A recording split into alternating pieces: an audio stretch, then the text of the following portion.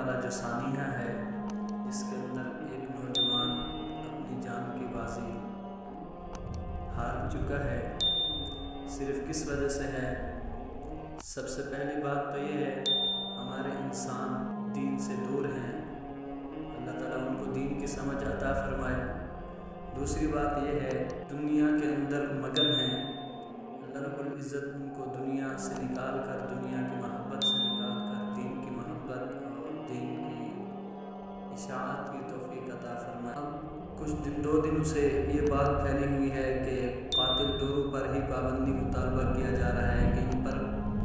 ڈورو پر پابندی لگائی جائے۔ ڈورو پر پابندی لگانے سے مسئلہ حل نہیں ہوتا، مسئلہ اس وقت حل ہوگا مسئلے کو اس کی جڑ سے اکھیڑ دیا جائے گا، اس وقت سے یہ مسئلہ ختم ہو جائے گا۔ ہم سبق پڑھتے تھے تو ہمارے استاد جی ہمیں اکثر بتایا کرتے تھے، ہم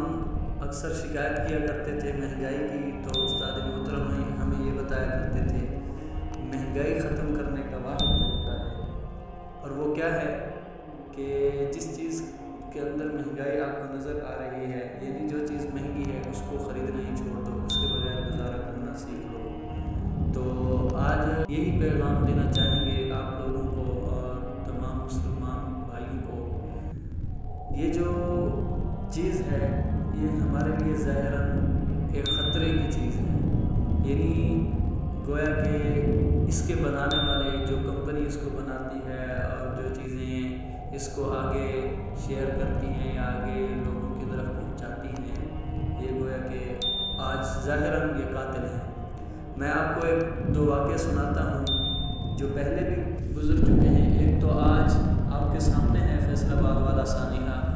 دوسرے ایک دو واقعے میں آپ کو سناتا ہوں جس کے اندر ایک ماں نے اپنے بچے کی درد مندانہ افسانہ سنایا ہے، اور ایک اور ہے، ایک آدمی نے کہا ہے کہ میرا اکلوتا بیٹا، یعنی ایک بیٹا تھا، وہ امتحان کا دوسرا پرچہ دے کر گھر واپس آ رہا تھا، اس کے گلے پر پتنگ کی ڈور پھر گئی، ڈور پھرنے سے اس کا 80% گلا کٹ گیا۔ شدید زخمی ہونے کے بعد میرا بیٹا زمین پر گر گیا، خون زیادہ بہہ جانے کی وجہ سے میرا بیٹا زندگی اور موت کی کشمکش میں مبتلا ہو گیا۔ بے ہوشی کی حالت میں ایک نیک دل راہگیر نے فوراً اسے ہسپتال پہنچایا، یہاں میرے بیٹے کے گلے کا آپریشن کیا گیا۔ دوران آپریشن و علاج میرے بیٹے کو 14 بوتلیں خون دیا گیا۔ آپریشن کے بعد گلے پر ایک ٹیوب نصب کر دی گئی جو 2.5 سال تک میرے بیٹے کے گلے پر لگی رہی۔ اس طرح ناک اور منہ کی بجائے سیٹی کے ذریعے اپنی زندگی کی سانس لیتا رہا، اور ہر 2 گھنٹے بعد سیٹی کی سانس والی نالی کو ایک الیکٹرانک مشین کے ذریعے صاف کرتا اور اس کے سانس بحال ہوتی۔ اللہ کا لاکھ لاکھ شکر ہے، اس آدمی کا کہنا ہے کہ میرے بیٹے کی جان بچ گئی، مگر افسوس ڈور پھرنے کی وجہ سے اس کی قوت گویائی 70% ختم ہو گئی۔ یہ الفاظ ایک قاری صاحب